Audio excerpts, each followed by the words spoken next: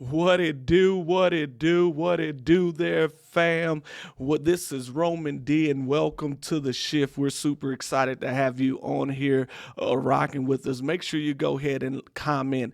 Make sure you go ahead and like and share so you can help us get this message out to encourage, educate, and energize people to come alive in Christ. And so we want to see you in the building. We not only want to see you rocking with us, but we also want to make sure that you're connected to us and everything. So make sure you go ahead and comment. Make sure you go ahead and like, subscribe, so that way you can get the latest updates on what's going on and what's happening with us during this special time. Once again, I'm Roman D, and this is the shift. This is the shift, and I'm super excited for our discussion for today. So come on, let's go ahead and do our intro.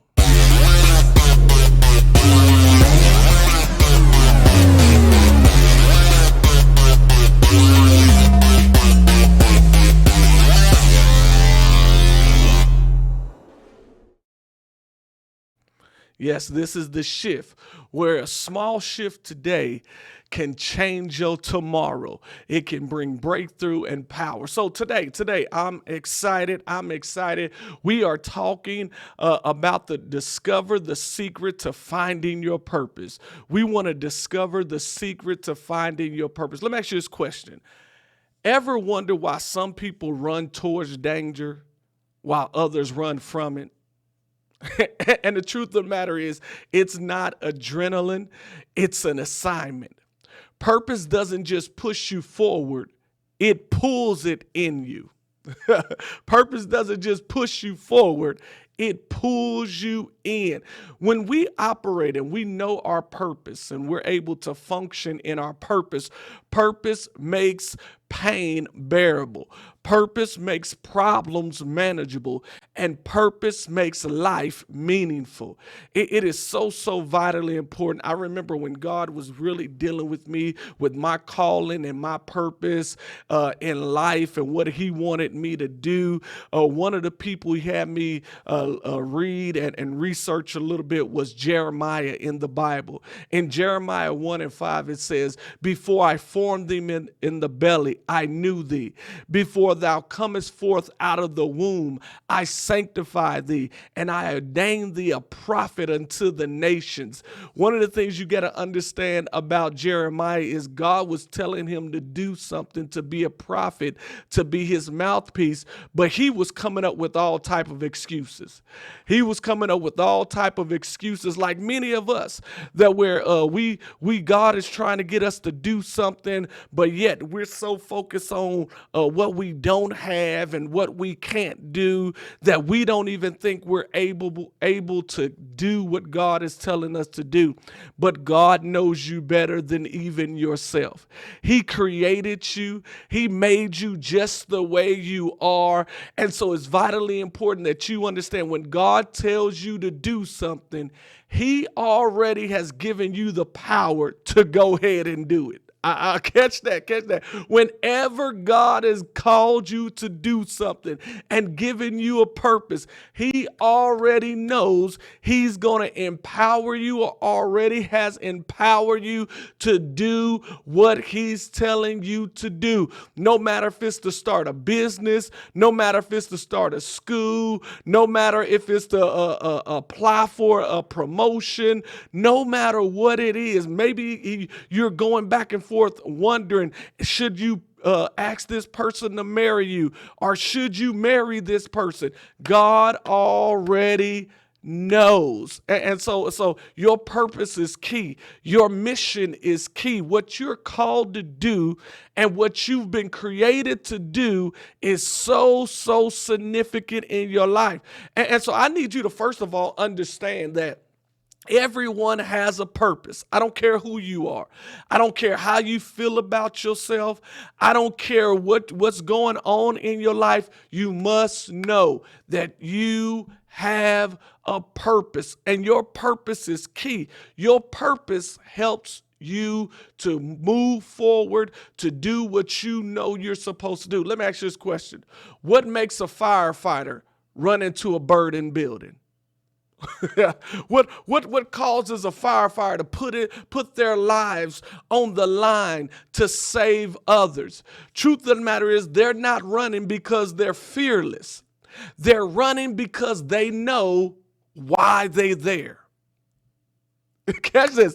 The firefighter runs into a burning building, not because they're fearless, but they run into a burning building because they know why they're there. Because they understand their why, because they made a commitment to their why or their purpose or their vision for their lives, they are willing to put their lives on the line to save others. Fear doesn't override purpose. Purpose beats out fear every time. When you know your your purpose, when you know and understand what you've been created to do, when you acknowledge it, when you accept it, when you're willing to walk in it, no fear can stop you. No fear can stop you. So what would change if you lived your life like a firefighter? What would change in your life if you lived your life like a firefighter, driven by your mission, driven by your purpose, making it stronger than your fear? Because when you magnify your purpose, when you magnify your fear, your mission over your fear, oh my goodness, you'll be amazed at what things you can overcome. You will be amazed at what things you can conquer. Why? Because you're not driven by your fear, but you're driven by your purpose. So what purpose actually does? Number one, purpose clarifies your identity. You don't just need to find yourself, you need to find your assignment. Before God gives a platform, he gives you purpose. Do you understand what I'm saying? Purpose clarifies your identity. It helps you to discover who you are and what you have been put into this world to do. Not only does purpose clarify your identity, but purpose changes your response to pain. Purpose doesn't prevent fire. It doesn't prevent pain. It explains why you're in it. Daniel didn't avoid the lions. He stood in purpose inside the den. And you must understand that your purpose changes your response to your pain. It changes your perspective on how you see what you go through. When you understand your purpose, you know that whatever you go through, whatever you experience, whatever struggles you have, are there to help your purpose become greater.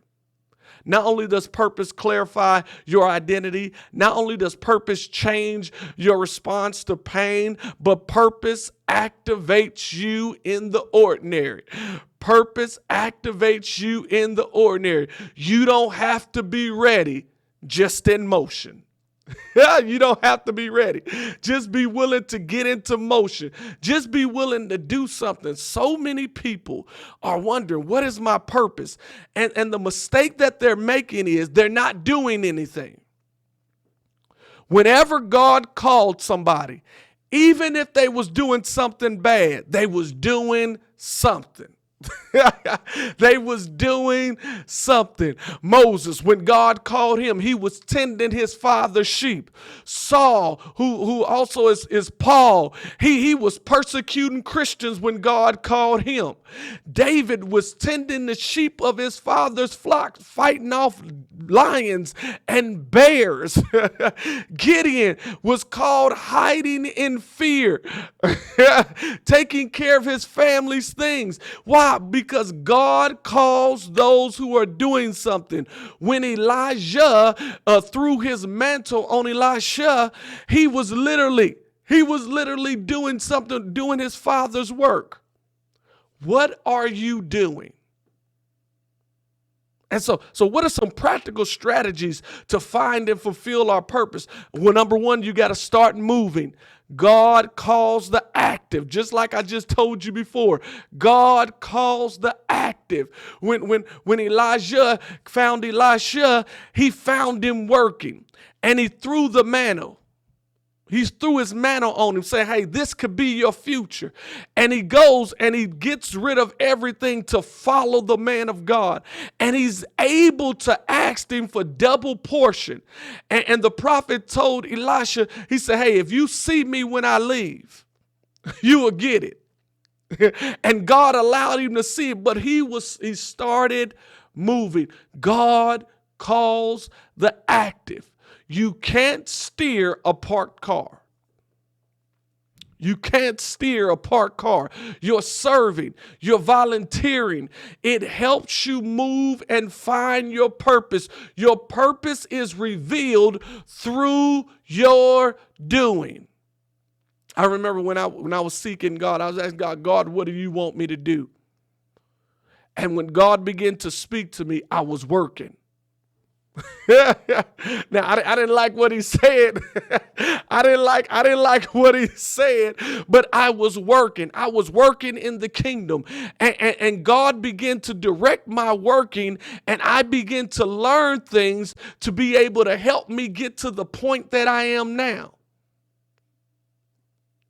Because here's the thing you got to understand. God doesn't need perfection to use you. He just needs your movement. He just needs your availability. And you can't say you're available if you're not willing to move. If you're not willing to move. So you got to start moving. God calls the active. You got to start moving. Not only do you got to start moving, but you got to pay attention to what breaks your heart. Pay attention to what breaks your heart. What frustrates you? When you see something not being done, what irritates you to your core? And that is something that pushes you. That's something that reveals, hey, this is so important to me that not only did it catch my attention, and I didn't just say, well, somebody else will handle it. You start coming up with ways to be able to fix it and ways they should be doing it better. That is something that causes you to understand that, hey, maybe my purpose is in this area. So when you pay attention to what breaks your heart, it gives you clues to where direction you're supposed to be going to. The thing that bothers you deeply may be a clue to your calling. The thing that bothers you deeply may be a clue to your calling. Nehemiah's purpose started with a burden for broken walls. He heard the situation that the people were in, and he left his cozy, blessed place to go and help them. Why? Because he paid attention to what broke his heart. When he understood what broke his heart, when he saw the conditions of the people and it caused his heart to break, he then began to put in place, and God showed him favor as he went. Your tears might be the trailhead to your calling. The tears may be the trailhead to your calling. Your tears, what you cry over, what breaks your heart, may be the very thing you need to start going to and fix. Not only do you got to start moving, not only do you got to pay attention, but you got to prioritize God's voice over people's opinion. I hope you getting that. You got to prioritize God's voice over people's opinion.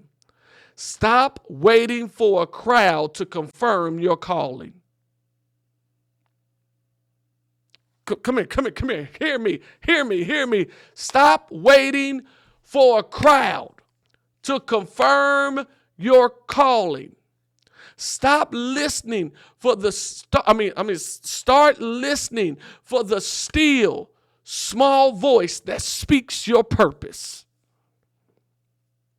I remember reading the scripture, and the prophet was expecting God to show up in this mighty way. He said it was an earthquake, but God's voice wasn't in the earthquake. It was a fire, but God's voice wasn't in the fire, but it was in a still, small voice. Sometimes we allow the crowd to have too much influence, and therefore their voice is louder than God's. It drowns out God's voice, and God is speaking in a still small voice, because your public applause is optional. God's approval is essential.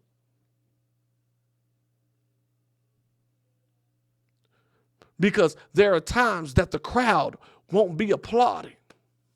Public won't be applauding.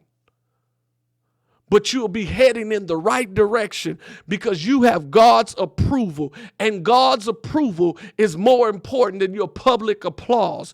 God's approval is more important than the public affection.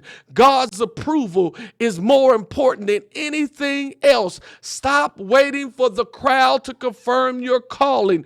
God will confirm your calling in the private.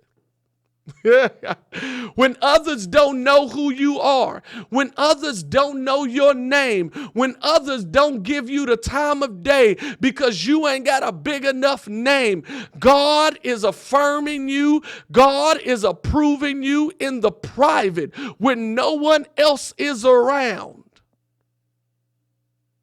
So that's why you can't wait for the crowd to confirm your calling. That's why you can't wait for the crowd to confirm what God has already placed in you. The crowd didn't know anything about David.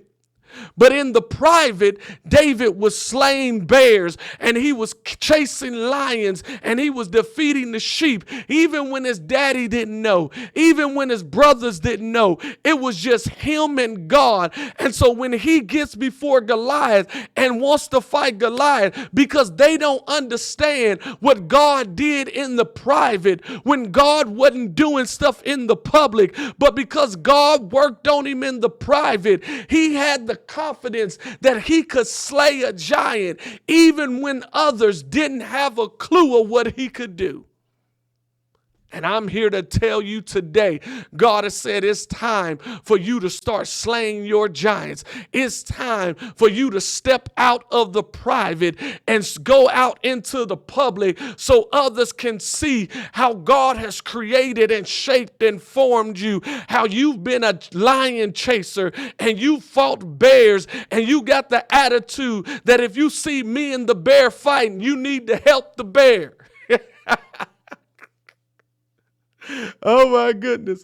Oh my goodness. Because remember, we talked about the firefighter who ran in while others ran out, not because they didn't feel fear, but because they knew why they were there. When you know why you're here, you will stop backing down. You will stop allowing fear to grip you and stop you from moving where you're supposed to be moving. So some of you need to say this. You need to say, Lord, shift my heart from fear to fire. Show me the purpose behind my pain. Help me run towards the assignment you placed in me. Even when I feel inadequate, even when I feel unqualified, I say yes to the shift. Oh, come on. You need to say this. You need to say this declaration. You need to say this confession. Say, Lord, shift my heart from fear to fire.